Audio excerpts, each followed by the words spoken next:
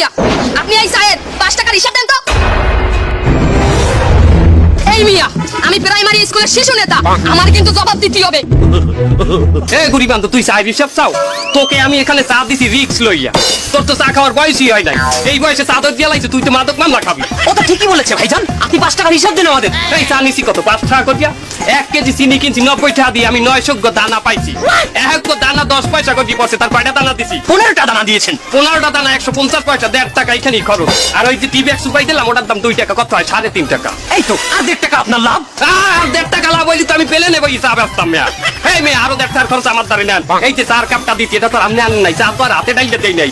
আমার এই 4 কাপের ভাড়া 50 পয়সা, থাকে 1 টাকা। এই তো এই যে 1 টাকা আপনার লাভ। 1 টাকা লাভ। এই মেয়ে, কথা উগাইতে দেন। এই যে 4 কাপে আমি চিনি আর পানি এই যে লেক করে গোলাইয়া দিচ্ছি, এতে আমার মিন্নাত হয় নাই। আমার ওই মিন্নাতের পারিশ্রমিক, ওই বিল নিছি আমি 1 টাকা।